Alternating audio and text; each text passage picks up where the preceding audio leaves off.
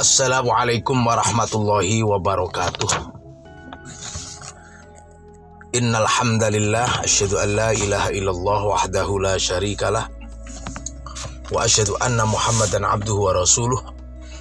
Allahumma shalli wa sallim ala sayyidina Muhammadin wa ala alihi wa ashabihi wa dhurriyyatihi ajma'in adada kullil asjar. Allahumma salli wa sallim ala sayyidina Muhammadin wa ala alihi wa ashabihi wa dhurriyyatihi ajma'in adada kullil ahjar. Allahumma salli wa sallim ala sayyidina Muhammadin wa ala alihi wa ashabihi wa dhurriyyatihi ajma'in adada kullil fujjar. Allahumma salli wa sallim ala sayyidina Muhammadin wa ala alihi wa ashabihi wa dhurriyyatihi ajma'in adada kullil abrar.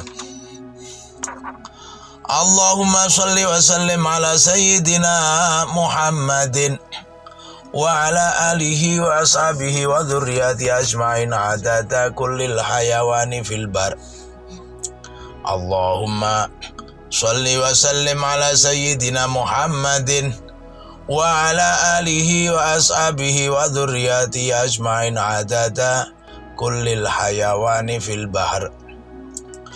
Allahumma salli wa sallim ala sayyidina Muhammadin wa ala alihi wa ashabihi wa dhurriyyatihi ajma'in adada kulli ahlil jannati wan nar. Salata yuftahu lana bihal afkar wa yurzaqu lana bihal adhkar wa tudkhilunal jannata ma'al abarar wa tunjina min azabin nar. Pemerhati rahimakumullah, melanjutkan tentang adaptasi perubahan. What's next? Setelah itu kemana kalau kita berubah? Berubah itu arahnya kemana? Maka ada satu panduan dari Al-Quran, berubah itu adalah walal akhiratu khairul laka minal ulah. Ini yang terpenting, bahwa masa depan itu harus lebih baik daripada masa kini.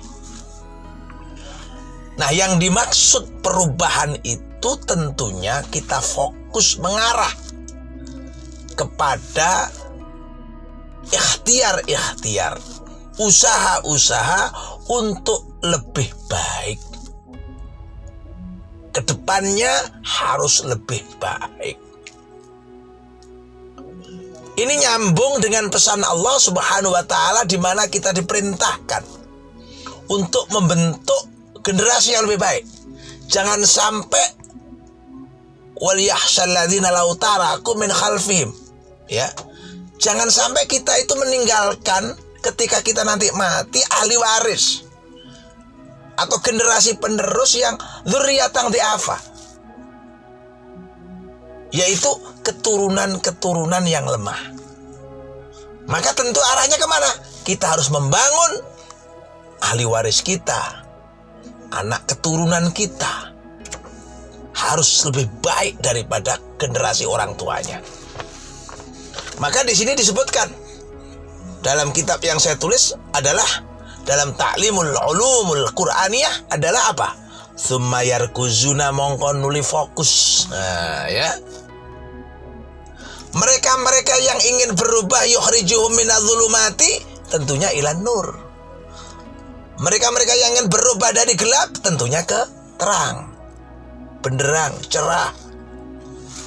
Maka tsumma yarkuzuna mongko nuli fokus sapa wong kang seneng marang perubahan-perubahan itu ala taqwaku itaqaddumiyin ing atase, ya, ikhtiar untuk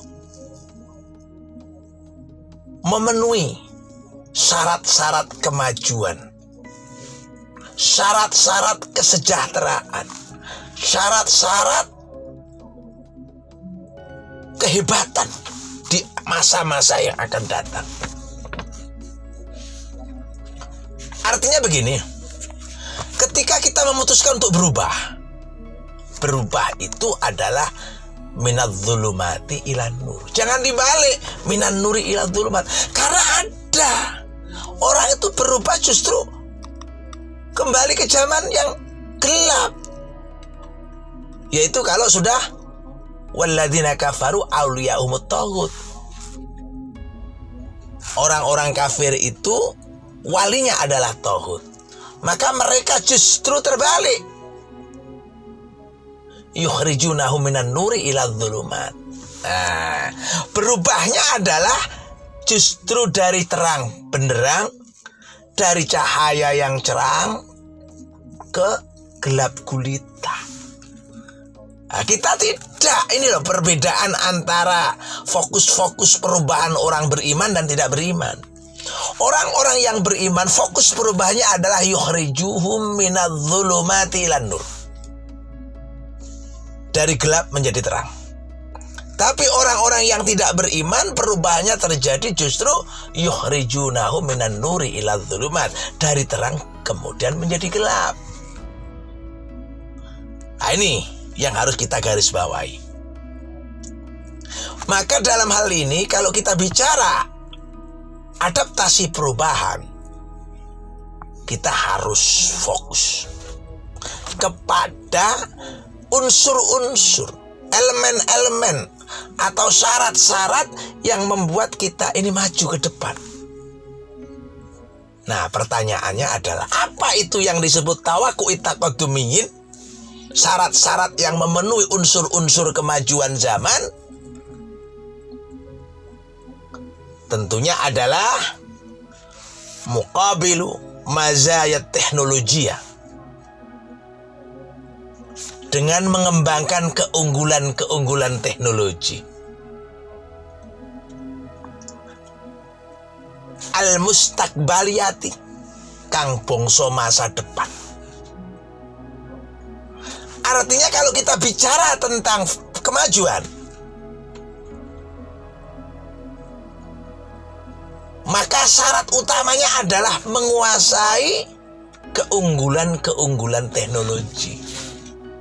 Nah, ini yang seharusnya kita catat baik-baik. Ngomong maju tapi kita masih belum menguasai keunggulan-keunggulan teknologi, itu jelas omong kosong. Lah iya tak? Makanya bicara kemajuan itu adalah fokus untuk ikhtiar yang memperoleh derajat kemajuan di masa yang akan datang dengan menguasai keunggulan-keunggulan teknologi. Contoh begini misal, teknologi kotor yang sering saya ungkapkan versus teknologi bersih. Teknologi kotor itu teknologi masa lalu, di mana industrialisasi itu digerakkan oleh bahan bakar minyak, ya, oleh seperti solar, seperti bensin. Ini kan dari bahan bakar minyak, dari fosil-fosil, ya, dari fosil-fosil. Nah, itu bagian daripada minadz dzulumat, ya, bagian daripada minadz dzulumat, kegelapan. Maka hari ini sudah masuk pada satu zaman di mana ilan nur, teknologi bersih, yaitu berbasis baterai listrik misalnya. Yang sering saya sampaikan, teknologi bersih ini menyangkut komponen-komponen yang justru kosnya rendah. Nah, ketika bicara kos yang rendah tentu akan menghasilkan keuntungan-keuntungan yang tinggi. Dan itu akan menguntungkan pasar, menguntungkan masyarakat, menguntungkan publik. Karena apa? Karena masyarakat mendapatkan layanan yang murah tapi berkualitas. Nah, ini teknologi masa lalu mahal, layanannya tidak berkualitas. Yang paling pokok dari yang kita sebut dengan layanan yang murah tapi berkualitas adalah berkurangnya polusi misalnya, hingga membuat masyarakat masa depan itu lebih sehat. Sedangkan masa lalu teknologinya itu penuh polusi, hingga masyarakatnya punya resiko penyakit terhadap gangguan polusi, emisi gas buang dan seterusnya itu. Nah, inilah pemikiran-pemikiran yang harus kita bangun hari ini. Dan itu memerlukan keberanian dari diri kita untuk memang harus berubah. Ketergantungan kita pada teknologi kotor harus kita lepas untuk secara revolusioner menjemput teknologi bersih. Ini contoh. Dan kita punya sumber daya alamnya. Untuk masuk ke era-era teknologi bersih, kita punya nikel. Kita punya sumber daya alam yang cukup. Dunia itu sekarang berbondong-bondong melirik kita, memperhatikan kita, melihat kita, memandang kita dengan iri. Ya, bahasanya dalam tanda petik. Kenapa? Karena kita kaya raya sumber daya alam. Yang dibutuhkan oleh teknologi bersih kita punya. Bahan-bahan yang dibutuhkan oleh teknologi bersih kita punya.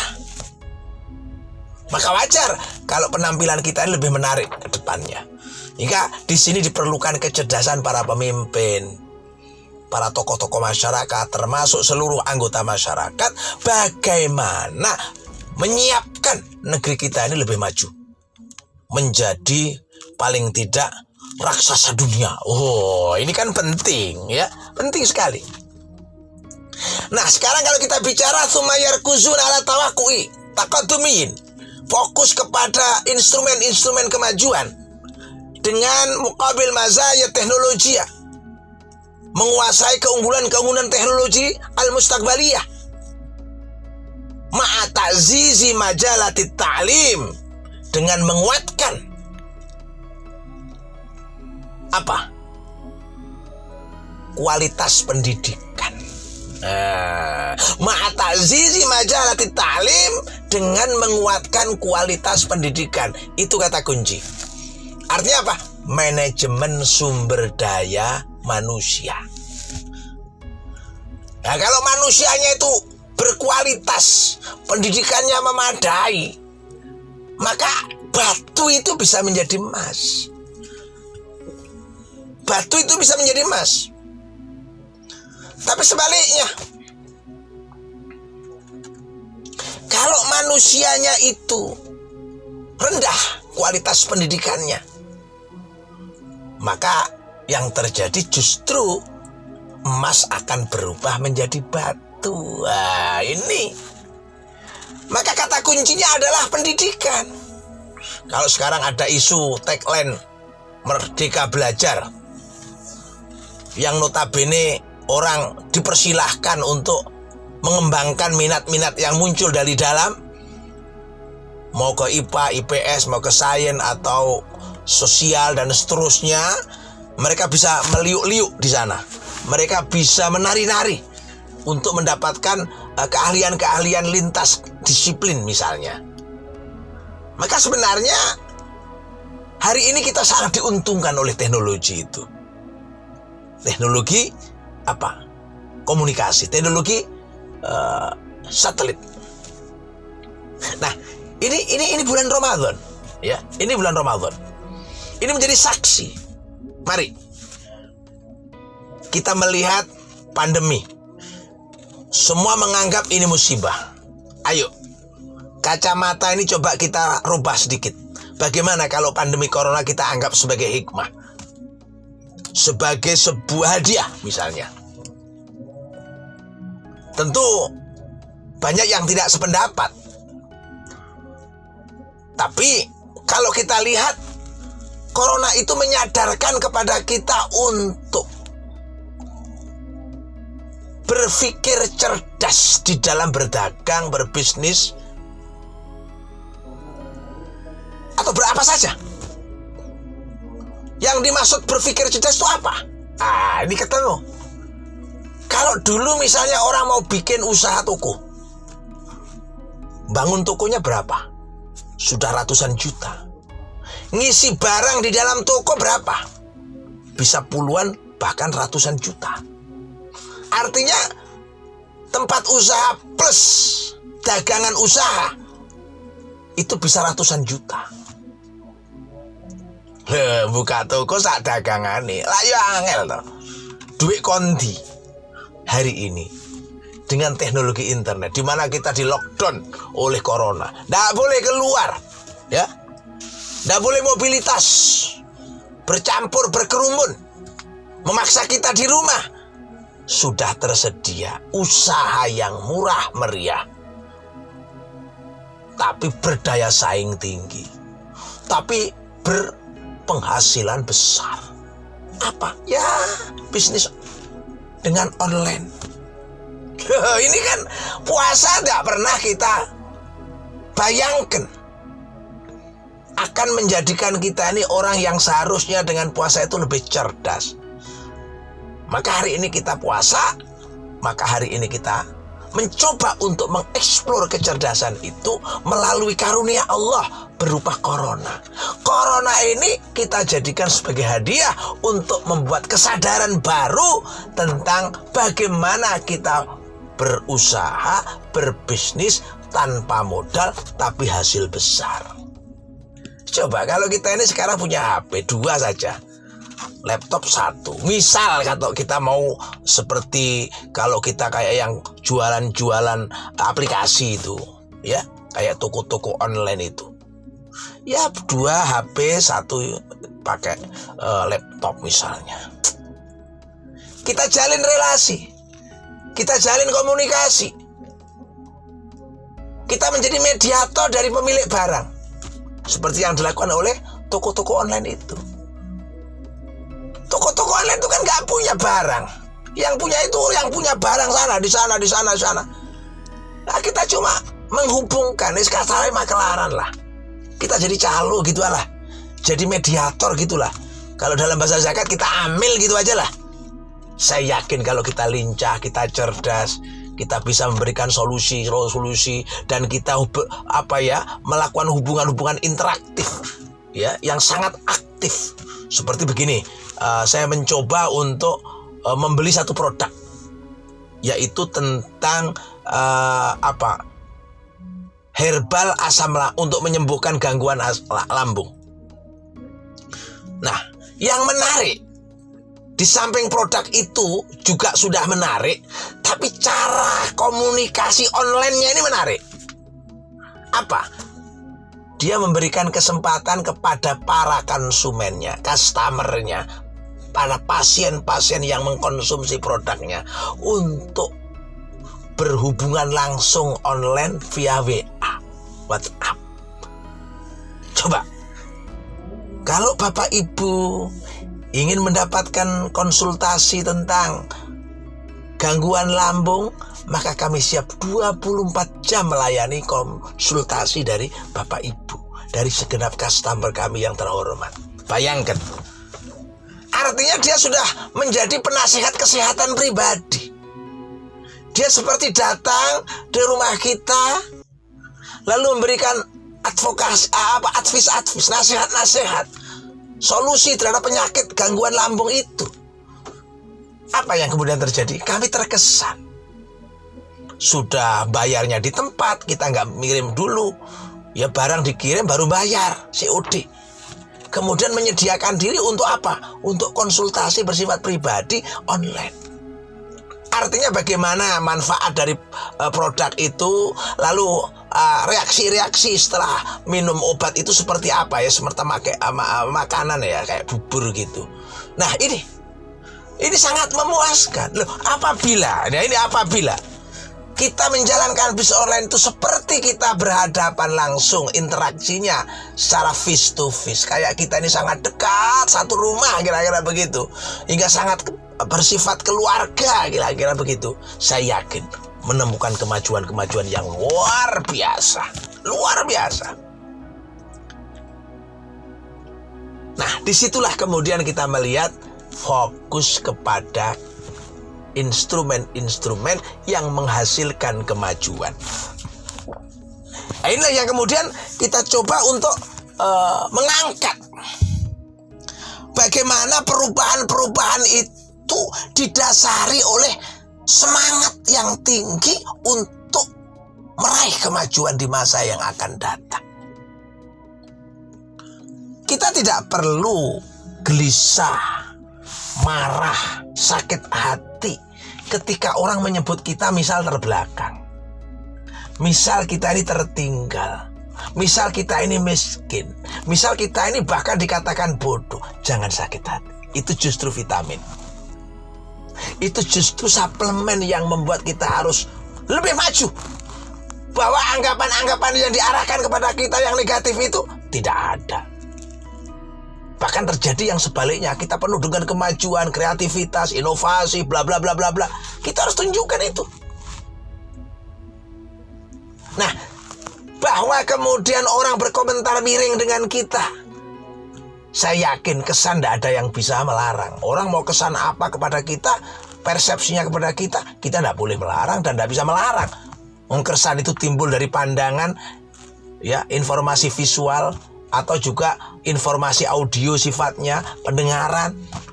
Kalau yang didengar, yang dilihat tentang kita negatif, tentu orang persepsi kepada kita ya negatif. Nah, ketika ada persepsi yang negatif kepada kita, kita harus bisa membuktikan itu tidak ada bagi kita. Itu omong kosong. Kita ini maju, kita ini hebat. Kenapa?